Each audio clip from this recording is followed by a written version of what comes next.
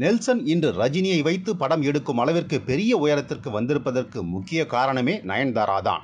அவர் மட்டும் அந்த நேரத்தில் லைக்காவிடம் பேசவில்லை என்றால் கோலமாவு கோகிலா படமே வெளிவந்திருக்காது.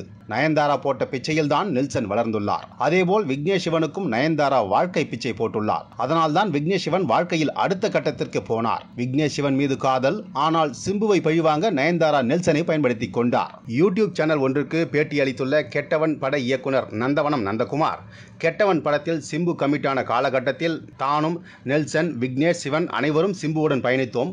அதில் அவருடன் நெருக்கமாக இருந்தது நான் மட்டும்தான். அந்த நேரத்தில் நயன்தாரா சிம்புவின் வல்லவன் படத்தில் கமிட் ஆனார். அதன் பிறகுதான் அந்த படத்திலிருந்து லிப்லாக் போஸ்டர் வெளியாகி நயன்தாரா பெரிய அளவில் பேசப்பட்டார். அதையடுத்து நயன்தாராவுக்கும் சிம்புவுக்கும் பிரச்சனை ஏற்பட்டு இருவரும் பிரிந்த பிறகு சிம்புவிற்கு யார் யாரெல்லாம் பிடிக்காதோ அவர்களுக்கெல்லாம் நயன்தாரா வாய்ப்பு கொடுத்து உதவி செய்தார். நெல்சன் சிம்புவை வைத்து வேட்டை மன்னன் என்ற படத்தை இயக்க இருந்தார். ஆனால் அந்த படம் டிராப் ஆகிவிட்டது. இதனால் அவர் அடுத்த படத்திற்கான வாய்ப்பு தேடி அலைந்து கொண்டிருந்த போது சிம்புவை பழிதீர்க்க நினைத்த நயன்தாரா நெல்சனுக்கு வாய்ப்பு கொடுத்தார். கோலமாவு கோகிலா படத்தை லைகா நிறுவனம் கைவிட நினைத்த போது நயன்தாரா அதில் தலையிட்டு லைகாவிடம் பேசி படம் வெளியே வர காரணமாக இருந்தார். என்னையும் சிம்புவிற்கு பிடிக்காது, எனக்கும் நயன்தாரா ஒரு வாய்ப்பு கொடுத்திருக்கலாம். ஆனால் ஆரம்பத்திலிருந்தே சிம்புவும் நயன்தாராவும் நெருங்கி பழகிய அனைத்து விஷயங்களும் எனக்கு தெரியும் என்பதால் நயன்தாரா என்னை வளர்த்து விட விரும்பவில்லை. பாம்பு பழிவாங்குமான்னு எனக்கு தெரியாது, ஆனால் நயன்தாரா நினைத்தால் பழிவாங்காமல் இருக்க மாட்டார் என அந்த பேட்டியில் இயக்குனர் நந்தவனம் நந்தகுமார் கூறியுள்ளார்.